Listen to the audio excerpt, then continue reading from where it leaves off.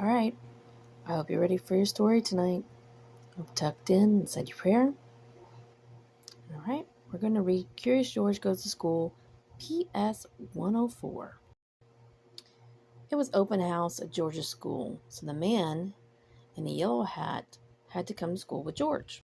I want to speak to your teacher, said the man. Wait for me, George, and don't get in trouble. George was standing in front of the art room. He opened the door and peeked in.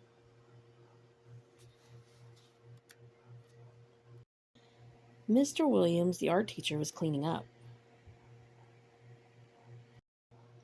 Hello, George, he said. My students will be coming by with their parents today to show their work. The walls of the art room were covered with students' paintings. There were paintings of dancers and farmers and race car drivers and ice skaters.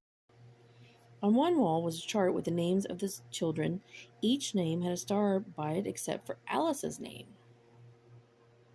Poor Alice, said Mr. Williams. She said she left her painting on my desk, but I can't find it. Here, George, why don't you paint a picture while you wait for your friends? George began to paint. Keep painting, George, said Mr. Williams. I'll be right back. And off he went. George kept painting, but it was starting to get very warm in the room.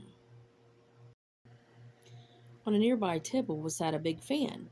That would cool him off. George turned it on. But as soon as he did, the fan blew the paintings off the walls and all over the room. George, cried Mr. Williams, running into the room, look what you've done. Mr. Williams turned off the fan. You'd better help me clean up, George, he said. George picked up the papers off the floor. Some were under Mr. Williams' desk. One was stuck between the desk and the wall. When George pulled it out, it was covered with dust, as if it had been there for a long time. It was a painting of a little girl riding a horse.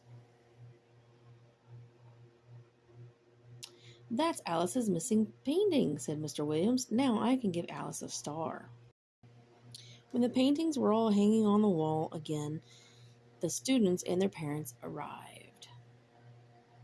There was Alice's painting, and there was George's painting right beside it. Now Alice's name on the chart had a gold star next to it. Thank you for finding my painting, George, said Alice. I like your painting too. You should get a gold star.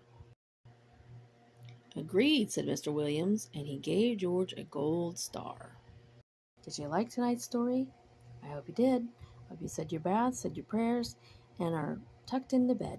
And I hope you have a good night's sleep. Remember, Grandma loves you.